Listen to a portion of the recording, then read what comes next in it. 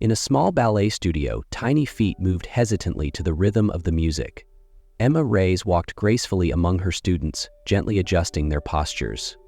Teaching ballet was more than a job for her. It was her passion.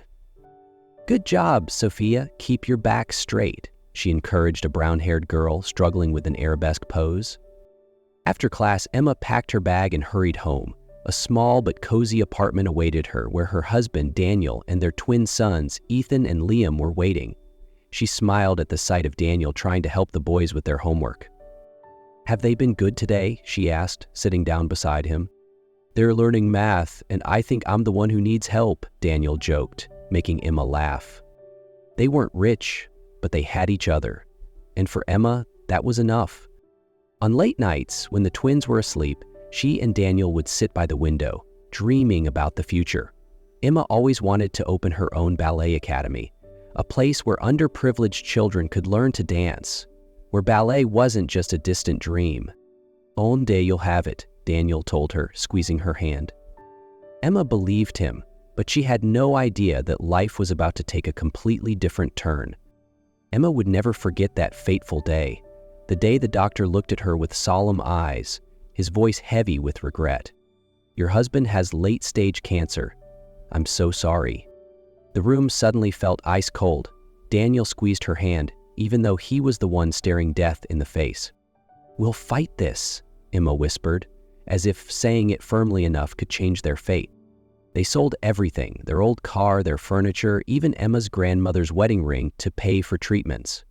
But Daniel's condition worsened. One late afternoon, as the setting sun bathed the hospital room in golden light, Daniel looked at Emma and murmured, "You have to be strong, for Ethan and Liam." "You're going to make it," she choked out. Daniel smiled but said nothing more. That night, he passed away in his sleep, leaving Emma with a grief too deep to bear.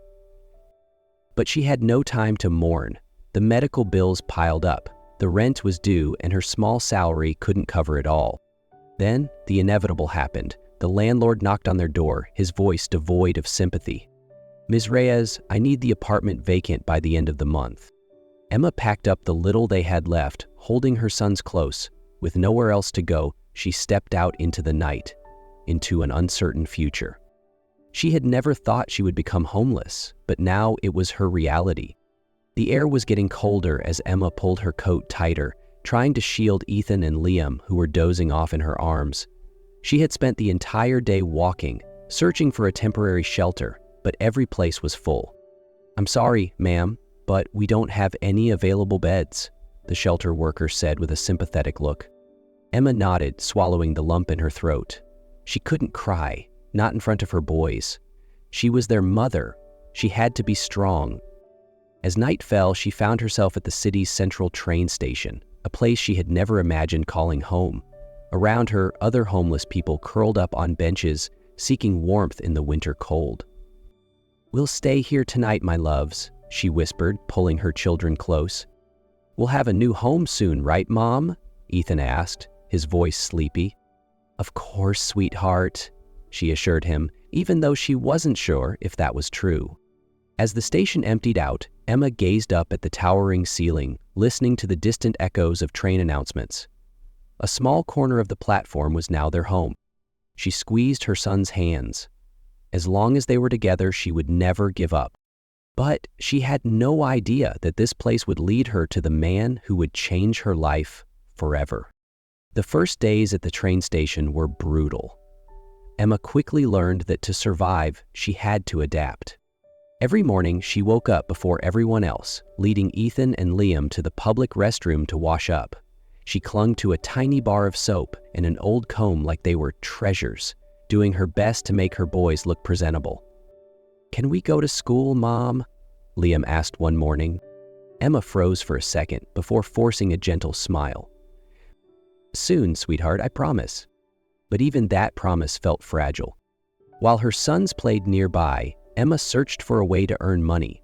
One day, an elderly woman named Margaret, a longtime flower vendor at the station, took notice of her. "Girl, do you want to help me?" Margaret held out a bouquet of roses. I don't have any money." "It's not for selling, it's for sharing." Emma took the flowers, her hands trembling. From that day on, she helped Margaret sell flowers, earning just enough to buy bread and milk for her children. Over time, she learned to quietly evade security guards and find hidden corners where they could exist without being seen. One night, as Emma packed up the remaining flowers, she felt someone watching her. From a distance, a tall man in a dark suit leaned against a stone pillar, his gaze fixed on her. "Who is that?" she whispered to Margaret. "They call him Nathan Carter," the old woman said. "He owns half the businesses in this district, but be careful. Word is, he's planning to tear this station down." Emma gripped the flowers tightly. If the station was destroyed, where would they go? She had no idea that the man watching her from the shadows would soon change her life forever. That night, Emma curled up in a thin blanket, holding Ethan and Liam close. Margaret's words echoed in her mind. If the train station was really going to be torn down, they would have nowhere left to go. Rain started to fall, the cold wind seeping through the cracks of the old building. Ethan nestled deeper into her embrace, his body burning with fever. "Mom, I'm cold," Liam's weak voice whispered. Panic surged through Emma. She touched their foreheads. Both of them were burning up. What was she going to do? Before she could think of a plan, a harsh beam of light swept across their corner. "You can't stay here," the security guard announced. "The station closes in 10 minutes. "Please, just one night," Emma begged, clutching her sons tighter. "They have fevers and it's raining outside." "I'm sorry, ma'am, but if you don't leave, I'll have to call the police." Emma's heart pounded. She gripped her children, desperate. But before she could say another word, a deep voice cut through the tension. "Is there a problem?" Emma looked up, and there he was, the man in the dark suit she had seen before, Nathan Carter. "Mr. Carter," the guard hesitated. "This woman and her kids have been sleeping here. I was just enforcing the rules. Let them stay." "But sir, I'll take responsibility." The guard hesitated before giving a short nod and walking away. For a few moments, only Emma and Nathan remained, their eyes locking in the dim light of the station. She didn't know why he was helping her, but she had no other choice. Holding her sons tightly, she ignored the piercing gaze of Nathan Carter, the man who, by tomorrow, could destroy the only place she had left to call home. Yet, as he stood there watching, something about her resilience, her unwavering determination to protect her children, made him pause. The next morning, as sunlight filtered through the dusty station windows, Emma opened her eyes, feeling the steady breaths of her children against her chest. They had made it through another night. She carefully pulled the thin blanket around Ethan and Liam before getting up. As she looked up, her breath caught. Nathan Carter was standing nearby, hands in his pockets, silently watching. A wave of unease crept through her. Why was he still here? Emma turned away, pretending not to notice, but all day, as she helped Margaret sell flowers, she could feel his gaze on her from a distance. Then, one afternoon, as she rearranged the bouquets, a deep voice spoke, right in front of her. "Can I buy a bouquet?" She froze. Nathan Carter. But today, he wasn't in his usual suit. His sleeves were rolled up, making him look less intimidating. "Which one?" she asked, keeping her voice steady. "The one you're holding?" Emma glanced down. She was holding a bouquet of pure white roses. She handed them to him, her hands slightly trembling as she took the money. "Keep the change," Nathan said, but instead of walking away, he studied her for a moment. "For your kids." Before she could respond, he turned and disappeared into the bustling crowd. Margaret chuckled, shaking her head knowingly. "This is the first time I've seen him buy flowers," she murmured, "and he's been coming around more often lately." Emma didn't know what it meant. But she knew one thing. Nathan Carter wasn't the type to help someone without a reason. The only question was, why did he care? In the days that followed, Emma realized something. Nathan Carter wasn't just a stranger who had helped her by chance. He showed up more often. He never said much, but he was always nearby, and each time he left something behind. A bouquet he bought for far more than it was worth. A sandwich accidentally left near where Ethan and Liam were playing. Emma tried not to think too much about it. But one afternoon, while she was selling flowers with Margaret, a group of men in suits arrived at the station. "Look," Margaret whispered, "they seem to be surveying the area." Emma followed her gaze, and her heart sank when she saw Nathan among them. Was he really planning to tear down the station? As the afternoon wore on, Nathan returned to the flower stand, but this time, he didn't just buy flowers. "Dinner with me," he said, his tone calm, as if it were the most natural thing in the world. Emma stiffened. "Why?" "Because you and your kids deserve a real meal." She hesitated. She didn't want his pity. But when she looked at Ethan and Liam, two little boys who had grown used to modest meals, she knew she couldn't refuse. "All right," she murmured. Nathan nodded slightly, and Emma had no idea that this dinner would change everything. Dinner with Nathan was warmer than Emma had expected. It wasn't a fancy restaurant, but a small family diner where the soft yellow lights and the smell of fresh food made her feel like, for the first time in forever, she could breathe. Ethan and Liam were thrilled with their spaghetti, and Nathan, though clearly out of place in such a casual setting, patiently engaged with them. For the first time in months, Emma felt normal. Dinner with Nathan was something Emma hadn't expected. He didn't just offer them a meal, he took the time to listen, to talk, to genuinely care. "What did you used to dream about?" Nathan asked as the boys happily ate their dessert. Emma traced the rim of her coffee cup, hesitating before she smiled softly. "I wanted to open a ballet academy," she admitted. "A place for kids who couldn't afford lessons but still wanted to dance." "Then why didn't you?" Emma let out a quiet sigh. "Because life doesn't always give us chances." Nathan didn't reply, but something flickered in his eyes. As time passed, Nathan's presence in Emma's life was no longer an intrusion. At first, she resented how he always seemed to be nearby, but slowly she realized he never pushed, never pitied. He was simply there when Ethan and Liam needed a warm meal, when she needed an adult to talk to, when the cold nights made her want to give up. His steady gaze reminded her to keep going. One rainy afternoon, Emma hurried to pack up the flowers when Nathan appeared, holding two small coats. "They'll keep the boys warm," he said, setting them down without waiting for her permission. Emma looked at the coats, then at him. Her heart stirred with something she had tried to ignore. They talked more after that, conversations about the past, about dreams, about things neither had shared with anyone else. "If you had the chance, would you still open your ballet academy?" Nathan asked one evening. Emma smiled, and for the first time, her eyes sparkled with something beyond survival. "Always." Nathan leaned forward, his voice softer now. "Then, let's make that happen." Emma blinked. "What?" "I have resources, you have talent. This doesn't have to stay a dream." Nathan didn't respond, but an idea was already forming in his mind.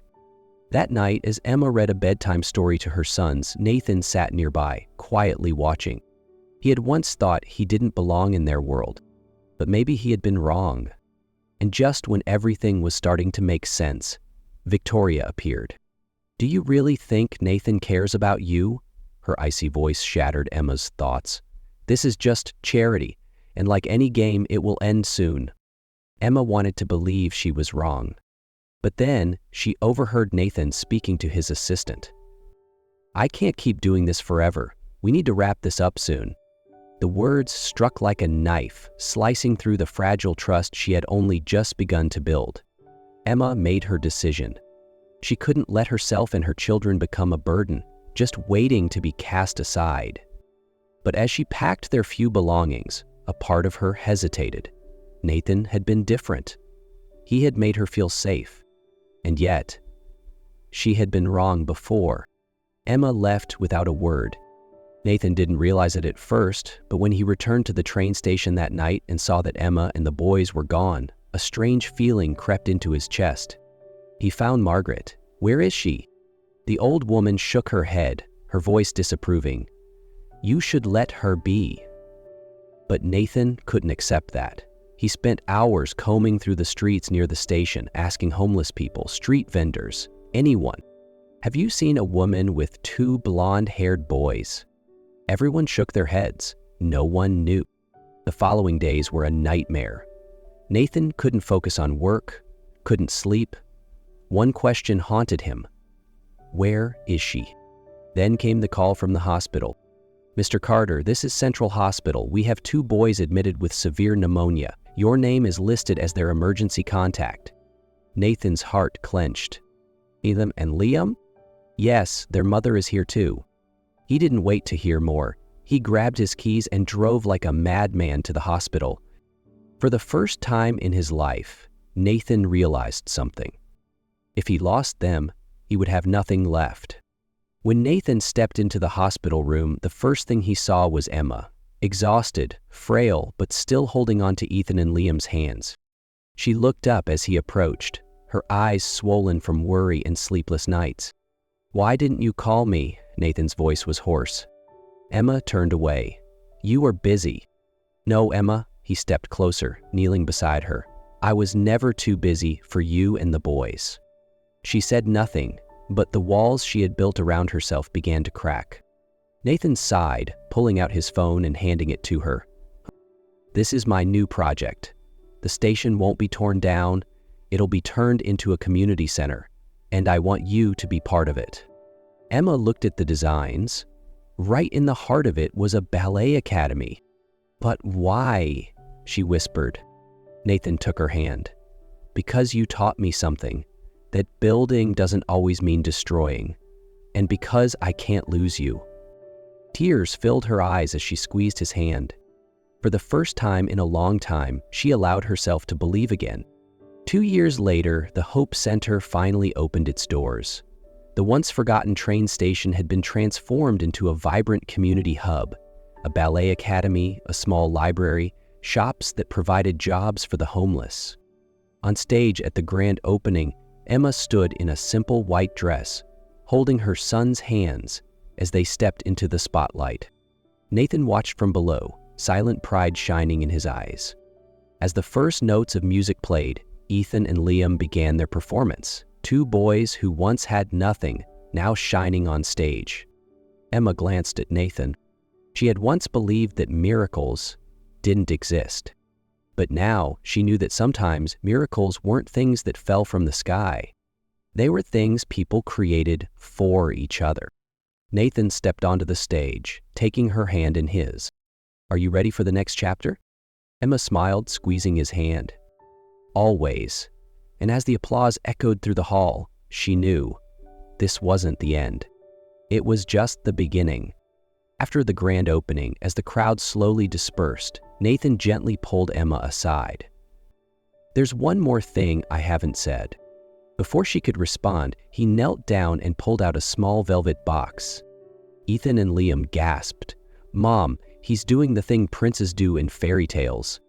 Emma covered her mouth, tears welling up as Nathan opened the box to reveal a simple yet elegant ring. "Emma, you taught me what it truly means to build something lasting, not with bricks and steel, but with love. You gave me a reason to believe in things I never thought possible. Let's build a family together, forever." Emma's breath hitched.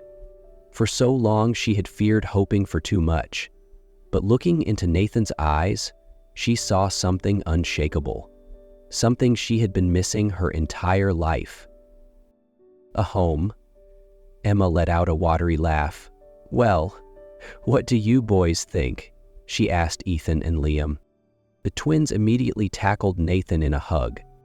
"Yes," Ethan shouted. "We always wanted you to be our dad," Liam added, squeezing him tighter. Emma looked at them, her heart overflowing. She reached down, placing her hand over Nathan's. "Yes," she whispered, "always." 1 month later, under a golden afternoon sky, Emma walked down the aisle in a flowing white dress toward the man who had turned her sorrow into a new beginning. And as Nathan kissed her amidst the cheers of their friends and family, Emma knew, at last, they were a family. Forever.